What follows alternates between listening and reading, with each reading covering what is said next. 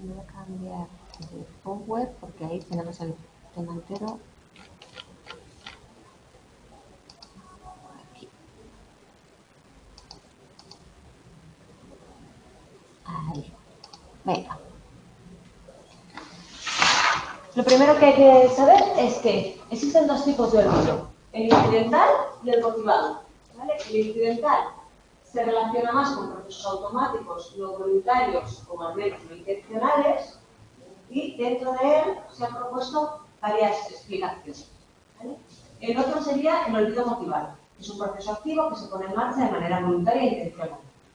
La distinción es muy clara. Cuando olvidamos que queremos olvidar algo, lo cual eso de que sea automático es bastante positivo porque uno no olvida lo que quiere. No sé qué es esto. ¿Vale?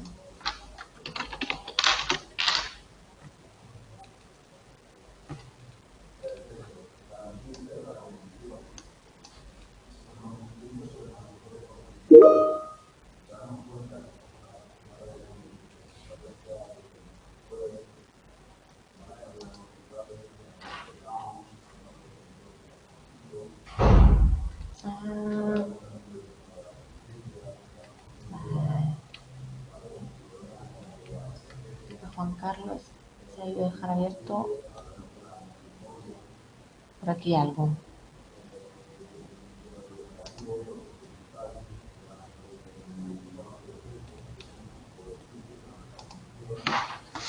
A ver cómo cierro.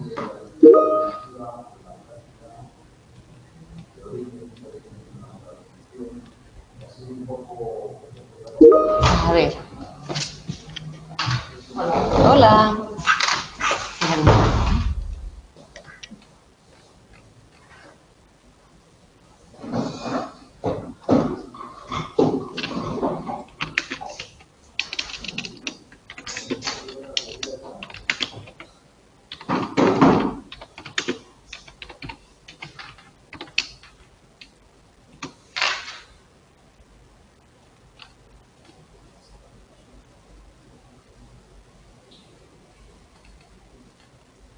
Chicos sociales, vale.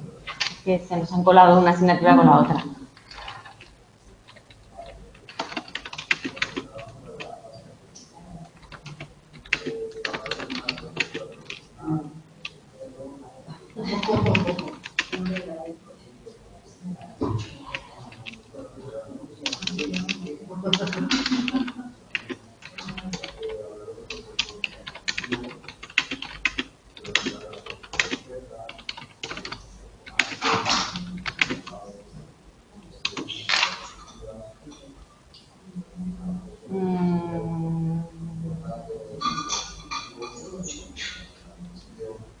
¿Cómo cierro? ¿Alguien sabe cómo cierro esto?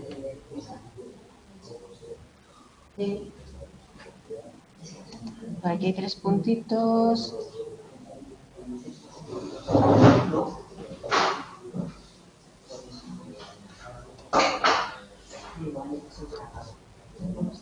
Ahora.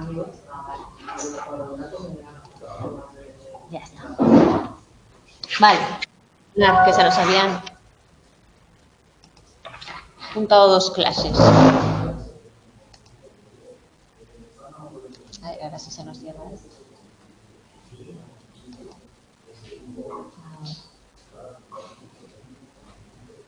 Pues bienvenido porque empezamos ahora. ¿Vale? Estábamos con el olvido. 2 tipos de olvidos, el incidental y el motivado. Dentro del incidental hay como 4 explicaciones de cómo olvidamos.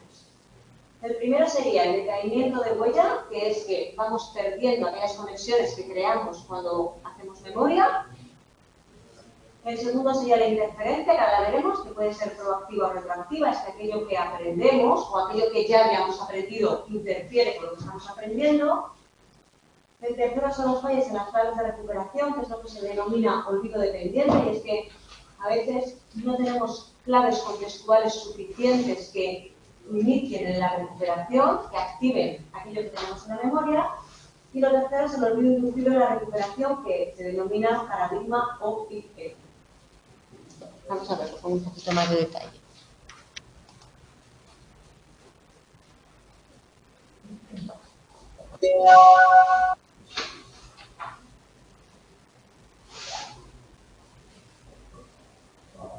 Sí, sí que se te corregirá, ¿vale? Se te pondrá la nota que corresponde a la parte que has podido entregar, ¿vale? Todo lo que enviéis se corrige. Solo os ha dado tiempo a hacer una parte, pues, bueno, unas decimillas que os podréis llevar, ¿vale?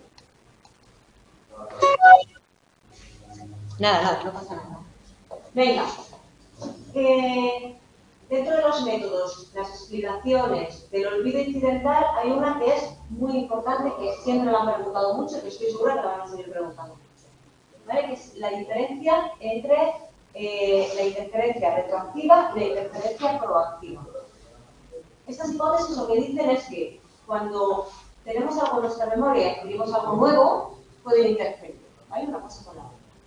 ¿Cuál es la diferencia entre una y otra? Que si al recordar los elementos de la lista A, una antigua, aparece algún elemento de la lista B, se ha producido una interferencia retroactiva. Esto es interesante. Me estudio la lista A, después me estudio la lista B, y cuando le pido a mi sujeto que diga lo que tiene que decir, los elementos de la lista A interfieren en los de la lista B. ¿Vale? Un ejemplo de interferencia retroactiva. Para que no me confunda con la proactiva. Serían los elementos de la antigua.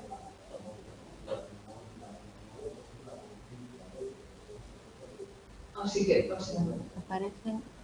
A ver. Retroactiva, que lo nuevo afecta a lo de antes, ¿no? Retroactiva, si al recordar los elementos de la antigua aparece alguna de la nueva. Vale. De la antigua.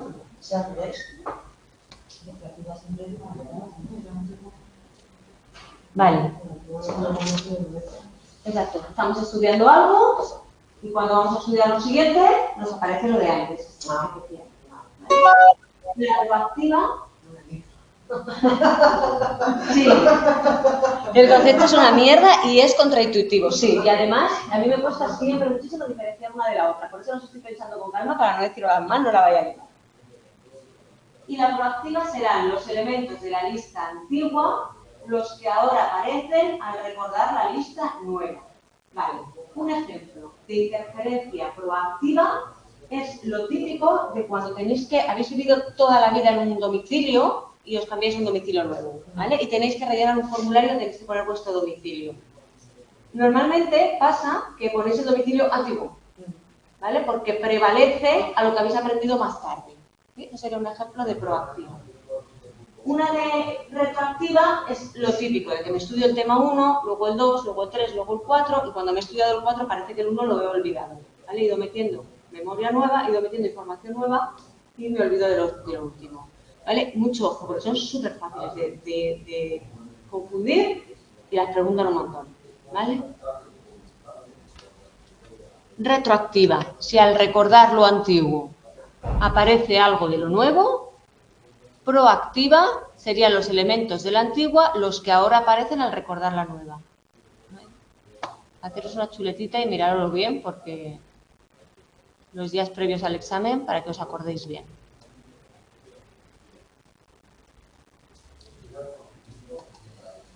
Evaluación de la memoria. Tenemos tres maneras de evaluarla. Tareas de reconocimiento, tareas de recuerdo libre o tareas de recuerdo señalado. Las de recuerdo libre, pues es el típico examen en el que te dice, dime todo lo que sepas de memoria episódica. Y tú sueltas todo. Las de reconocimiento, los tipo test. ¿Vale? Tenéis tres alternativas y tú tienes que reconocer cuál es la adecuada. Y la de recuerdo señalado es como un recuerdo libre, pero os dan una serie de pistas. ¿Vale? Para que tienes alguna guía sobre lo que tienes que ir poniendo. Normalmente tenemos siempre mejores resultados en reconocimiento que en recuerdo libre. ¿Vale? Bueno, los mejores suelen estar en recuerdo señalado, luego reconocimiento y luego recuerdo libre. Estos tipos de estudios siempre se hacen más o menos de la misma manera. Se presenta una serie de palabras y después se le pide a la persona que realice la prueba o el test. Si es de reconocimiento, se le da una lista y tiene que señalar cuáles se han presentado previamente. Si es de recuerdo, que las escriba directamente. Y si es de recuerdo con claves, pues se le da parte de la palabra. Las tiene que recordar solo, pero tiene pistas, no puede recordar. ¿Vale? Son los 3 métodos que se suelen utilizar. Vale, si nos centramos en estas, en las de reconocimiento, tenemos que hablar de una teoría que se llama la teoría de la detección de señales. Esto es porque cuando hacemos pruebas de reconocimiento, corremos el peligro de que la persona que la está realizando me responda al azar. Imaginaros que yo os paso esta lista y después os digo que me señaléis aquí cuáles han aparecido. Si me ponéis a todas que sí, acertáis seguro. ¿Vale? Entonces, ¿qué tenemos que mirar cuando hacemos este tipo de pruebas de reconocimiento? No solo si ha habido aciertos, también tenemos que ver si ha habido falsas alarmas, si ha habido omisiones. Hay que mirar muchas más cosas para poder asegurarse que la prueba de reconocimiento está bien. ¿Vale? Porque si no penalizamos los fallos, todo el mundo me pone que sí, aciertan palabritas, pensaríamos que la persona tiene una memoria estupenda, pero resulta que lo ha hecho al azar. Precisamente lo que se trata de controlar se realiza a través de esa teoría, la teoría de detección de señales. La memoria de reconocimiento suele evaluarse con lo que se denomina teoría de detección de señales. La utilización del porcentaje de elementos reconocidos correctamente resulta una práctica inadecuada, por lo que os he comentado, porque si el sujeto responde a todo que sí, pues estupendo, seguro que acierta. Así que esta teoría nos va a dar 2 índices que son independientes, ya lo veremos porque son independientes, que se llaman el índice D y el índice C. El índice D es el de discriminación y el índice C es el de criterio. Normalmente esta prueba consiste en que el participante debe reconocer los estímulos antiguos presentados en la fase de codificación, que son familiares y tienen un determinado nivel de activación. Es a lo que se le denomina señal.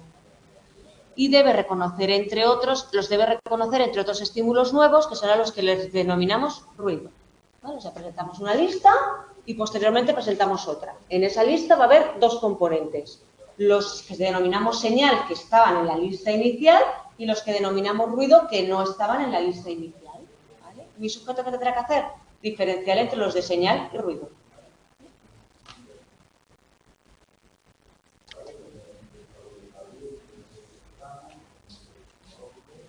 ¿Qué pasa con lo que os decía antes? Cuando un sujeto se somete a este tipo de pruebas, es que no nos vale simplemente con estudiar los aciertos. Nos podría llevar a algo, ¿vale? Por lo que os digo, porque estás a todo que sí y aciertas y se acabó.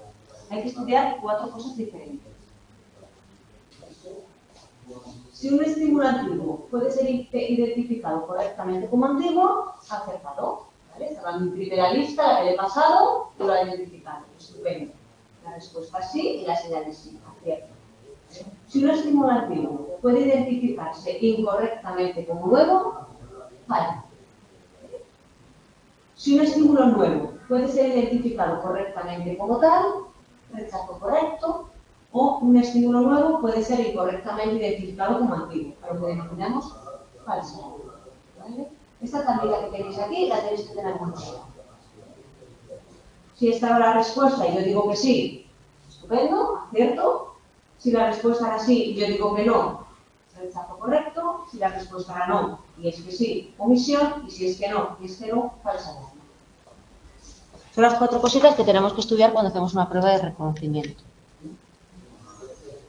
Que tanto la distribución de la señal ruido como la de la señal propiamente dicha tiene una puntuación media. Y la diferencia entre estas medias, esa es lo que se denomina discriminabilidad. Si yo cojo, y esto es un concepto matemático que se escapa un poco de la asignatura, pero que a grandes rasgos tenéis que saber, es que tanto mi señal ruido como mi señal propiamente dicha se van a distribuir siguiendo una forma. Normalmente la normal. Esa curvita que veis ahí es la curva de la normal. ¿Vale? Pues todas mis señales van a seguir esa forma. Y vamos a hacer que se solapen un poco.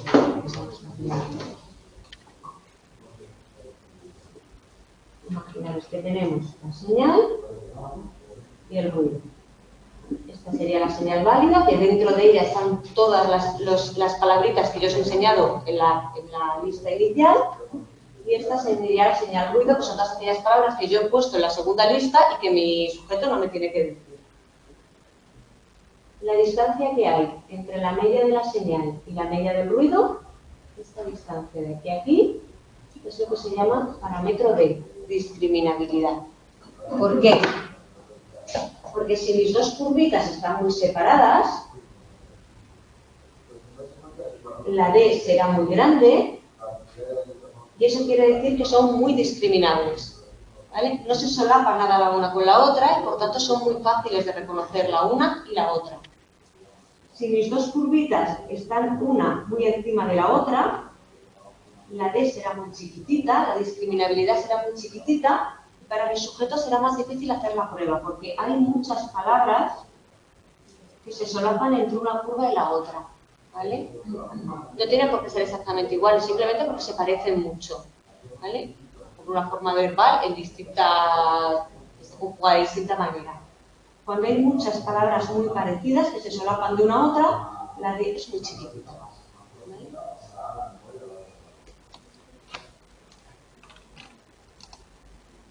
En casa, para que lo veáis, ¿vale? Cuando este es el parámetro de discriminabilidad, que va de la media del ruido a la media del acierto, contra más separadas estén mis curvas, menor será la proporción que tienen en común, esta que veis aquí en azul, ¿vale? Y por tanto, la D será más grande porque las curvitas estarán más separadas, tendrán menos en común y será más fácil discriminar lo que es ruido de lo que es señal. ¿Sí? ¿Lo habéis entendido en casa? Como y aquí también, lo que es el parámetro D. Por eso es suficiente, ¿eh? A nivel matemático no hace falta mucho más, ¿vale? Que entendéis que la D, cuando es más grande, es porque las montañitas están más separadas, tienen menos en común, más fácil de discriminar. El segundo factor es el del criterio, y este es como más psicológico, más nuestro, menos matemático. Es el criterio que elige el participante a la hora de identificar un estímulo como nuevo o antiguo. Puede darse la situación, y de hecho se da, y hay que tenerlo en cuenta, porque si no cometeríamos muchos errores en nuestro experimento, que la persona sepa la respuesta, pero no conteste, o conteste mal. Porque a lo mejor le da miedo a fallar, porque a lo mejor es una persona introvertida y tiene miedo a decir algo, porque a lo mejor es una persona muy reservada en los tipo test, en los estudiantes se ve mucho. Hay gente que es súper impulsiva al responder y tiene que responder las 20 preguntas y si se deja dos se pone nerviosa, a mí me pasa, yo tengo que contestar, y hay gente que es súper precavida y dice, no, yo contesto 8 porque si contesto 8 saco un 6,5, puedo fallar 3, hace su estrategia. Esos factores personales son los que están dentro del criterio, lo que la persona, con sus diferencias individuales, decide responder. Y hay muchas diferencias individuales en el criterio de decisión. Unos arriesgan más y otros son más conservadores. Asimismo, la edad es un factor muy importante que modula este sesgo de respuesta. Las personas más jóvenes suelen ser más arriesgadas que las personas más mayores a la hora de emitir respuestas. ¿Vale? La edad es una de las muchísimas variables que influyen en el criterio.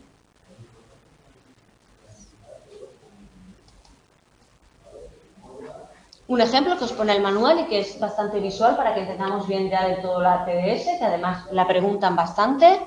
Dice, imagínese que se estudia este capítulo para realizar un examen tipo test con 3 alternativas de respuesta, que es lo que se denomina una prueba de reconocimiento clásica.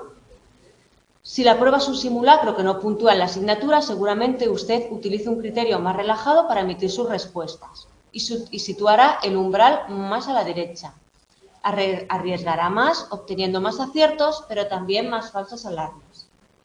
Sin embargo, si antes de la prueba confirmamos que la nota obtenida se tendrá en cuenta en la evaluación final, el criterio seguramente será más conservador, ya que hay ganancias y pérdidas asociadas a su respuesta.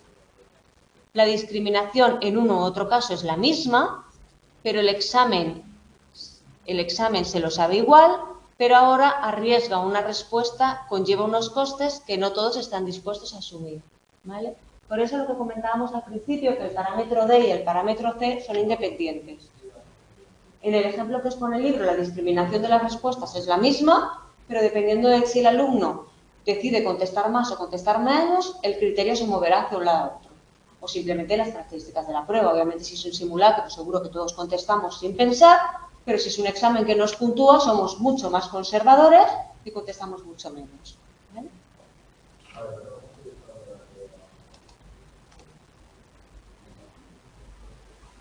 La preguntaban un montón, ¿vale? Ya la teníamos en el manual anterior y la preguntaban, pero veréis que las preguntas son muy facilitas. Dice, los parámetros principales utilizados en la teoría de detección de señales son el índice de discriminación y el criterio, el número de aciertos y las falsas alarmas o el porcentaje de errores y el criterio de aciertos.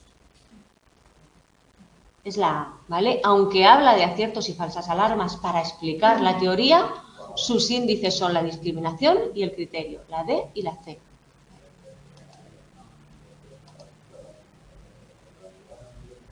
En la teoría de detección de señales, el criterio de decisión depende de los costes y beneficios asociados a la emisión de la respuesta. Estaría modulada por la discriminación o familiaridad de la estimulación o dependería de la fuerza de la señal. Es la A, costes y beneficios, ¿vale? La B sería el otro, el parámetro D, y la C aquí no tiene nada que ver. Hay montones de preguntas de TDS, ¿vale? Y además son sencillitas, así que merece la pena saberse bien la teoría porque la preguntan un montón. Vale, a partir de ahí, de este punto, ya todo es nuevo, ¿vale? O sea que no vais a encontrar nada en exámenes anteriores, porque todo lo que vemos a partir del apartado 6 es completamente nuevo.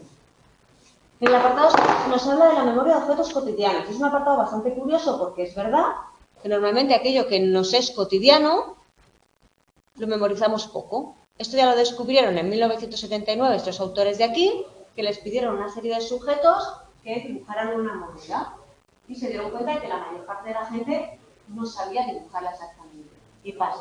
Si yo ahora os pido que dibujéis un euro, seguro que hay muchos detalles del euro que no sabéis dibujar. Y es una moneda cotidiana que tenéis en vuestra mano cada día, que la habéis visto 1 millón de veces, y sin embargo, hay muchas cosas que no memorizamos. Los resultados de este experimento sugieren que, independientemente de la iteración continua con los estímulos, la precisión de la memoria de los participantes suele ser bastante pobre, ¿vale? Cuando trabajamos con objetos cotidianos. Se han hecho 3 tipos de estudios para estudiar esto de los objetos cotidianos. Los de recuerdo, los de reconocimiento y los de juicios metacognitivos. Los de recuerdo y los de reconocimiento los hemos visto antes, recuerdo libre o reconocimiento, y los de juicios metacognitivos mostraron que los participantes tienden a sobreestimar su actuación en las tareas de memoria, que suele haber una sobreconfianza en el recuerdo del reconocimiento. Pensamos que conocemos mejor los objetos cotidianos de lo que realmente los conocemos, ¿vale?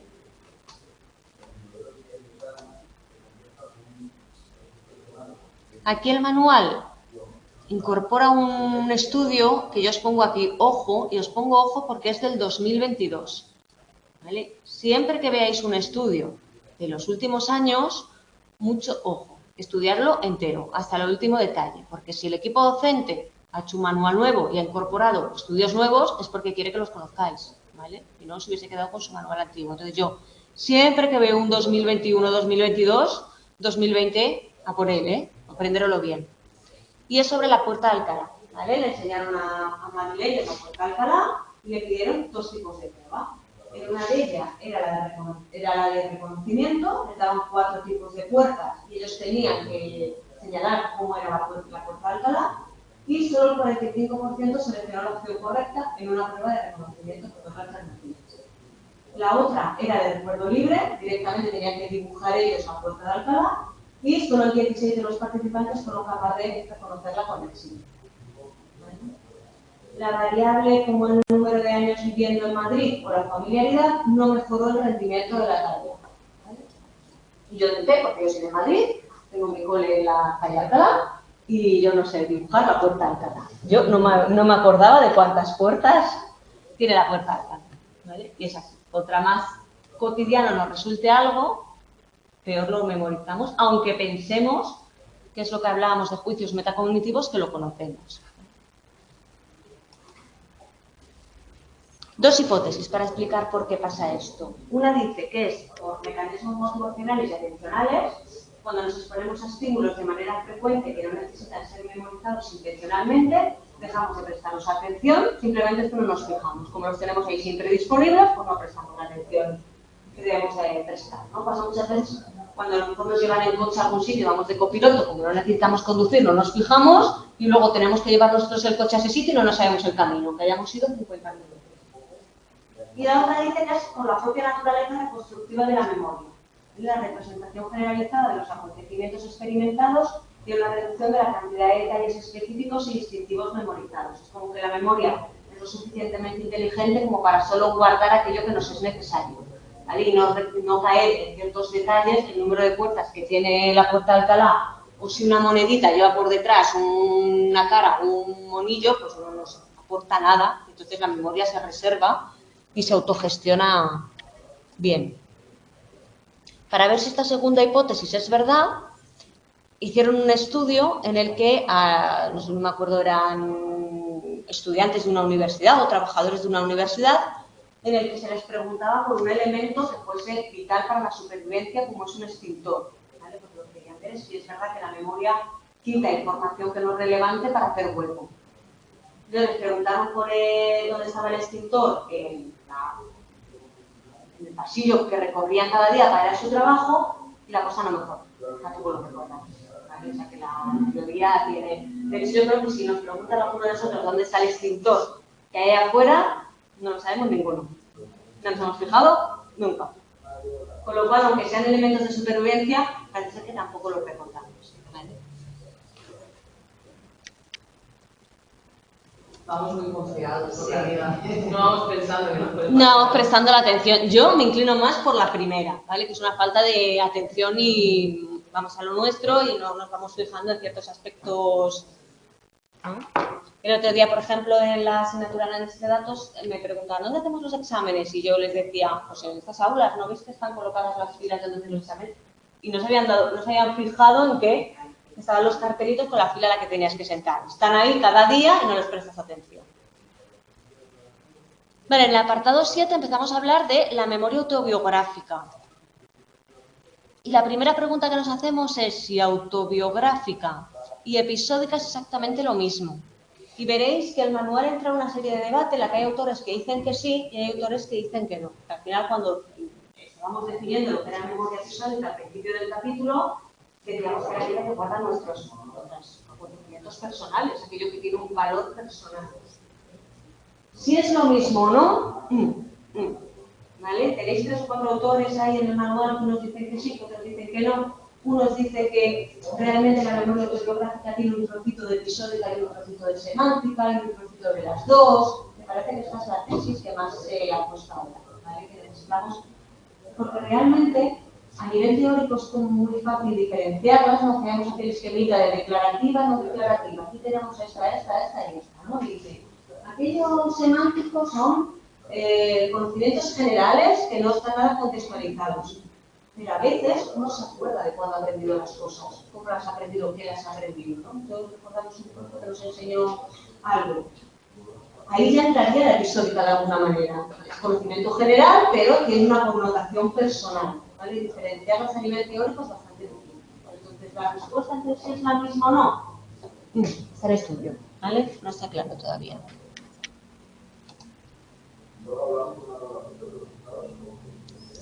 Ocho, memoria de testigos. Este apartado es súper interesante y daría para hablar un manual entero. ¿Vale? Lo estudia la denominada psicología del testimonio. ¿Vale? Es la rama de la psicología que se encarga de estudiar este tipo de memoria. Y una de las variables que más estudia es la exactitud de aquel que está dando un testimonio sobre algo. Normalmente se estudian 2 tipos de variables dentro de la exactitud. Los errores de omisión, que es cuando los testigos omiten ciertos datos, o los errores de comisión, que es cuando los testigos introducen información falsa, ya sea intencionalmente o por otros factores, ¿vale? Muchas veces cuando nos sometemos a ciertos acontecimientos muy traumáticos, que generan un proceso, se crean falsas memorias y se añaden elementos que no estaban realmente en la escena. No tiene por qué ser de forma intencionada. Puede ser que la persona crea haber visto cosas que no ha visto o crea haber escuchado cosas que no ha escuchado. Incluso a veces se mezclan escenas de algo con otra cosa, que lo iremos viendo ahora, y se generan lo que se denominan esas falsas memorias. A la hora de estudiar la memoria de testigos siempre hay que tener en cuenta tres cosas. Por una parte, el suceso que ha sucedido, ya sea un robo, una violación, un acontecimiento, un atentado, cualquier cosa. Por otra parte, la persona y sus características. Y por otra parte, el sistema testimonial. ¿Vale? El sistema testimonial es el momento en el que esta persona está dando el testimonio. Vamos a ver las características de cada uno de los tres. En cuanto al suceso, tenemos que tener en cuenta los factores de carácter perceptivo que rodean a la situación. No es lo mismo vivir un atraco a oscuras que en plena luz del día.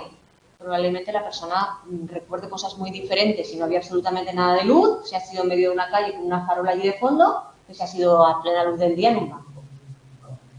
La ceguera atencional o la ceguera al cambio, ¿vale? Que puede llevarnos a perder detalles importantes, incluso no percibir cambios significativos en nuestro estado. Cuando entramos en cierto estado de shock, puede ser que nuestra atención nos juegue muchas malas pasadas. Entre otras es que nos fijamos mucho más en los detalles centrales que los periféricos. Si presencias, por ejemplo, un atraco, ves a una persona que tiene un arma, probablemente te fijes más en el arma que lleva en la mano que si lleva unos zapatos verdes o azules. También la familiaridad, a medida que nos exponemos con mayor frecuencia a algo, aumenta la probabilidad de que ocurra una interferencia en nuestra memoria. También el efecto de transferencia inconsciente, que se da cuando introducimos a alguien familiar como culpable, que ahora lo vemos ahora repetidamente, que es esto que denomina transferencia inconsciente. Y también la violencia, a mayor violencia de la escena, peor recuerdo. En cuanto a estos dos últimos factores,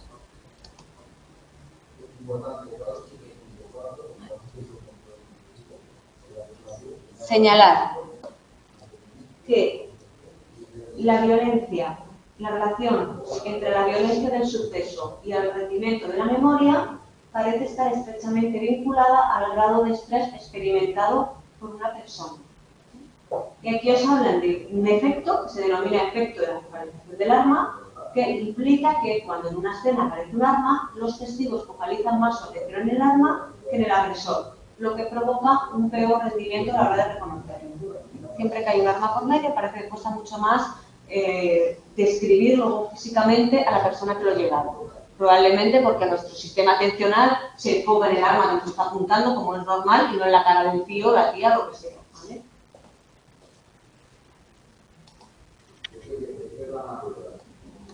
Pues no he hecho diapo, pero quiero explicaros, antes de seguir para adelante, esto de la transferencia inconsciente que se da cuando introducimos a alguien familiar como culpable. Esto significa que imaginaros que por la mañana habéis estado comprando y habéis visto un señor, ¿vale? Que pasa por una ruta. Y por la tarde ha habido un suceso, pues un atraco o cualquier cosa que hayáis visto.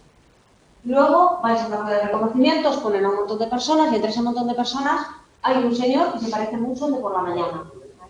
Muy probablemente se produzca esto que se denomina transferencia inconsciente, es como la cara de ese señor te suena, la ubiques en la escena del robo, aunque ese señor no tiene absolutamente nada que ver, estaba comprando el pan por la mañana. ¿Vale? Entonces, claro, cuando se hacen ruedas de reconocimiento, y cada vez que ahora que existe la psicología testimonial, se va sabiendo que son muy peligrosas porque puede llevar a muchos errores. Y uno de ellos es este, ¿vale? Que hayáis visto a una persona que se parece a la rueda de reconocimiento poco antes o poco después del hecho en sí y lo reconozcas como que estaba en la escena a pesar de que no estaba en la escena.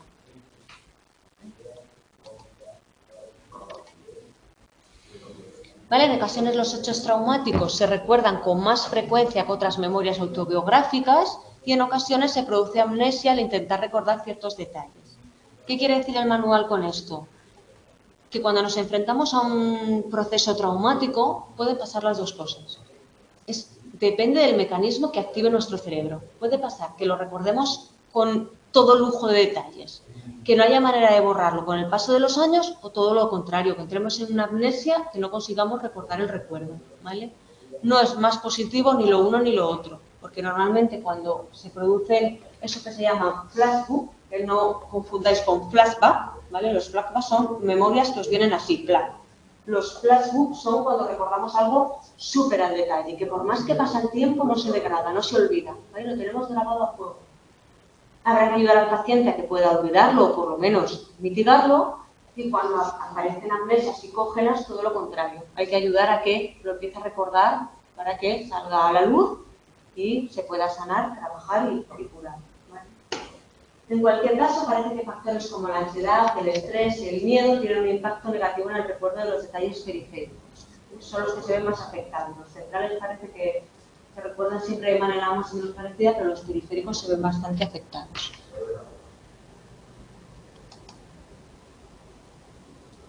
Vale, el segundo que teníamos que estudiar era los individuos, las personas propiamente dichas, ¿vale? Aquellos factores que influyen a la persona. Pues variables como la edad, el nivel intelectual, los intereses, las expectativas, todo lo que rodea a la persona. Sí, cada persona es un mundo y vive los momentos traumáticos o importantes de diferente manera. También hay que tener en cuenta los que son más pequeños, ¿vale? Porque pueden sufrir lo que se llama amnesia infantil, que llevan a narraciones menos precisas que en el caso de los jóvenes, primero porque no se saben expresar con la misma capacidad, emocionalmente es mucho más difícil sacar ciertas emociones y además suelen narrar las cosas con mucha presión. Los niños y las personas mayores son más propensos a las falsas memorias, ¿vale? Suelen más rellenar los vacíos con intenciones que no son intencionales, no es que inventen, es que cuando hay ciertos vacíos en su memoria los rellenan sin querer con memorias falsas. Y cuando no podemos precisar un dato, utilizaremos expectativas y creencias previas. Esto pasa mucho. Cuando sometes a un interrogatorio a una persona que ha sufrido un momento traumático, como puede ser una violación, una agresión o algo, cuando la que pregunta no es su abogado, sino la otra parte, e intenta sacar información todo el rato y pregunta y pregunta y pregunta, y la otra persona llega un momento que no sabe contestar porque sufre ciertas amnesias que no le permiten posicionarse en la escena, para intentar rellenar esos vacíos de forma automática, no consciente, sino porque su cerebro funciona así, pues tiene expectativas o de creencias que tenga alrededor de lo que le ha sucedido, ¿vale? Por eso hay que tener mucho cuidado cuando vemos en las noticias que dijo una versión y luego dijo otra, o que actuó de una manera y luego dijo otra. No es que mientan, ¿vale? Es que la memoria tiene unos mecanismos de defensa y cuando se viven situaciones traumáticas tenemos muchos mecanismos para protegernos, ¿vale? Y eso hace que narrar ciertas circunstancias sea muy complicado.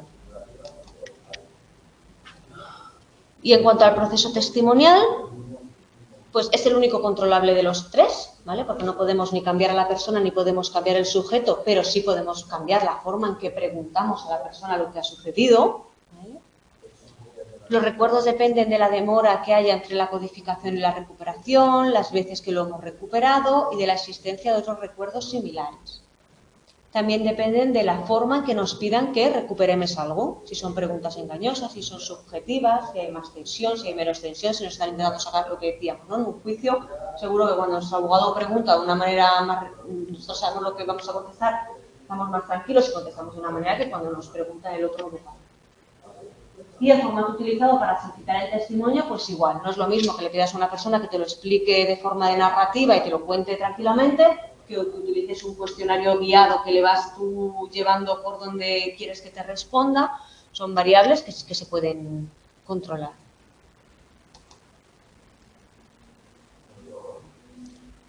Vale, y luego dentro de lo que es la memoria de testigos, os habla un poquito del ámbito del reconocimiento facial, ¿vale? Porque una de las cosas que más se suele estudiar es si una persona es capaz de reconocer a otra que ha estado implicado pues, en algún tipo de delito o lo que sea. Y os habla de dos efectos. Uno que denomina efecto de confusión, que también se llama efecto tú, cuando se presentan personas muy diferentes al culpable en una rueda de reconocimiento. De aquellas personas que se asemejan ligeramente al culpable tienden a parecerse mucho más, lo que incrementa la probabilidad de que sean seleccionadas erróneamente cuando el acusado no está presente ante las opciones de reconocimiento. Lo que os decía antes, esas ruedas de reconocimiento tan peligrosas, porque no solo puede haber esta transferencia, sino que puede haber que entre ellos haya uno que se parezca en algo y directamente nuestra mente se vaya a él. Y luego están los efectos de raza y sesgos de edad, esto podría dar para mucho. Dice que las similitudes étnicas y de edad entre el testigo y el acusado influyen en el proceso de identificación. Se ha observado que los juicios de identificación son más precisos cuando los grupos étnicos o de edad son diferentes. Aquí os dejo 3 clasecitas, pero realmente eso da para mucho, ¿vale? Normalmente, y lo veréis en psicología social, si no lo habéis visto, o más adelante, en social aplicada, pues tendemos a que unas razas son más culpables que otras, también hay un intervalo de edad en la que nos parece que la gente es más culpable que en otras, seguro que entre una persona mayor y una persona joven, la persona joven nos parece que es más fácil que haya delinquido. Bueno. También según qué raza, si no tratas mucho con gente de esta raza, no estás acostumbrado a captar sus rasgos. Claro. Confundir más. Es súper complicado. Lo que es el efecto de la raza y el sexo de edad daría para mucho. Vale, dice, hay ciertas estrategias que pueden ayudar al testigo a mejorar la precisión del testimonio. Una es restaurar el contexto, implica reconstruir los hechos tal y como ocurrieron con el objetivo de evocar una memoria más precisa. Esto seguro que lo habéis visto en la tele un montón de veces, cuando llevan a alguien que ha matado a alguien, al acusado, lo que sea, a reconstruir la escena, se lo llevan ahí a la misma casa donde mató, a que vaya, ponen policías como si fuese gente que había en la escena y reconstruyen toda la... Esto es porque el contexto ayuda mucho a traer la memoria. Cuando nos posicionamos en el mismo sitio con los mismos elementos, vienen más cosas a la memoria. También la utilización de entrevista cognitiva, un enfoque diseñado para reducir los errores de omisión y comisión en el testimonio, es que la persona que realiza la entrevista, tal como la hagas, puede variar mucho lo que te conteste la persona, ¿vale? Puede llevar a que tú puedes tener la capacidad de cognitivamente ir ayudando a la otra persona a sacar esa información que tiene, está muy relacionado con lo que decíamos antes de los pacientes que padecen amnesias psicógenas porque han sufrido algo muy traumático, ¿vale? Pues necesitan que le ayudes a sacar esos recuerdos, que tires de ellos. De las ruedas de reconocimiento es relevante controlar el número de participantes para evitar la influencia de la confusión o el efecto boom, ¿vale? Pues cuidado con lo que se pone. También se ha propuesto que la presentación de las opciones de reconocimiento sea secuencial en lugar de simultánea, lo que podría ayudar a reducir errores y distorsiones de la identificación. Y la hipnosis no se recomienda en el proceso testimonial para recuperar recuerdos, ya que puede aumentar la probabilidad de falsas memorias, ¿vale? Una pregunta que mucha gente se hace, ¿no? Si podemos hacer la hipnosis, si podemos hacer que la persona viaje con su memoria, ¿por qué no la utilizamos cuando pasan estas cosas?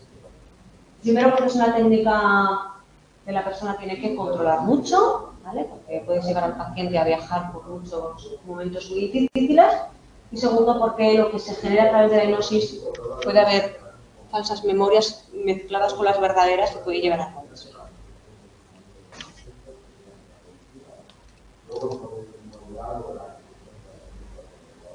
En el punto 9 entramos en el ciclo vital, ¿vale? A ver cómo se mueve esta memoria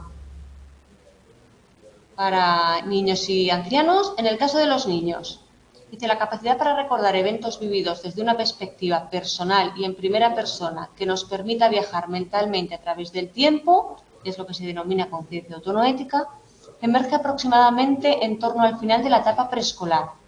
Habla el libro de aproximadamente los 4 años, pero veréis que hay autores que dicen 3, autores que dicen 4 y medio, autores que dicen 2, ¿vale? Es un dato que queda ahí como un poco abierto. Lo que sí que parece es que para que podamos tener recuerdos de la infancia tenemos que tener la conciencia del yo. ¿Ya? Tenemos que saber, tener como esa metaconvicción, conocernos, saber que existimos como personas para poder tener recuerdos. ¿Vale? Veréis que hay niños que tienen recuerdos de 2 años y medio y niños que tienen recuerdos mucho más. Lo que sí que está claro es que alcanza su máxima funcionalidad aproximadamente al final de la adolescencia, cuando tenemos ahí a tope nuestra memoria episódica.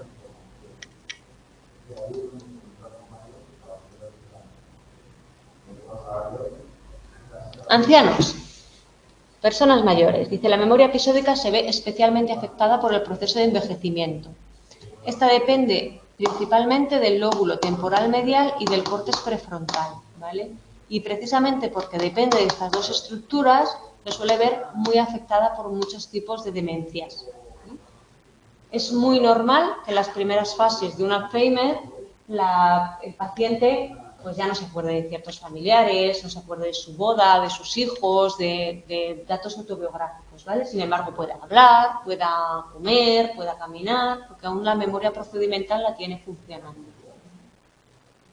Dice los estudios, lo que ocurre con este tipo de memoria es que hay muchos tipos de estudios y dependiendo de la modalidad de estudio que se utilice, se llegan a resultados súper diferentes. Los estudios son transversales, sugieren que el rendimiento de la memoria episódica disminuye de manera lineal a lo largo de la vida, comenzando a descender a los 20 años.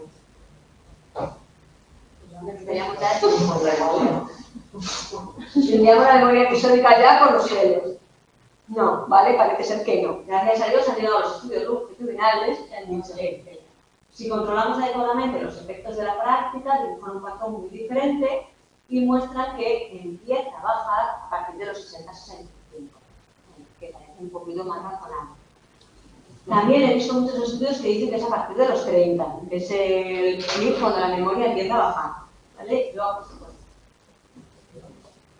Lo que sí que está claro, muy claro, y lo vais a ver a lo largo de todo el manual, es que es la memoria que primero se pierde cuando hay algún tipo de demencia y que en ancianos es la que está más deteriorada, ¿vale? Sobre todo se pierden primero los recuerdos más cercanos y luego los últimos, ¿vale? Es muy normal que una persona mayor, cuando ya está en una etapa de demencia de Alzheimer o frontotemporal de cualquier otro tipo, tenga los recuerdos más recientes prácticamente perdidos. Se puede acordar a lo mejor de sus padres, de cuando era niño, de su infancia, pero tenga prácticamente los recuerdos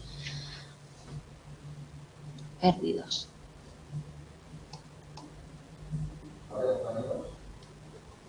Vale. Y en lo que es neurociencias, no he entrado a hacer diapos porque ya no me daba tiempo a hacer nada más. Vamos a ver dos cosas.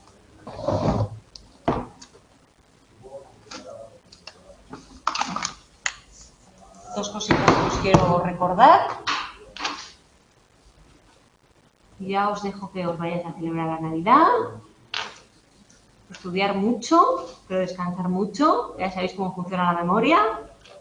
Solo funciona bien cuando uno descansa. Dos cositas que os quiero recordar de la neurociencia de la memoria.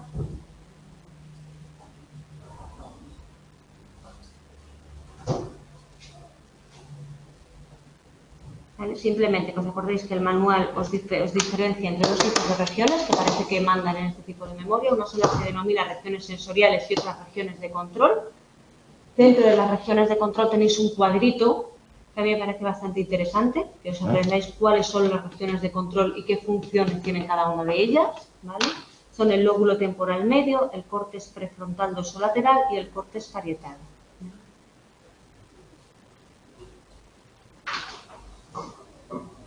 Luego os habla de las líneas de investigación que se llevan a cabo para los procesos de consolidación, de la duración de estos procesos, del papel que tiene el sueño. También os habla un poco de la neurociencia del olvido. Y luego hace un apartado pequeñito en la que os habla un poquito de la dimensión temporal. Cuatro cositas, cuatro pinceladas que os dan por aquí.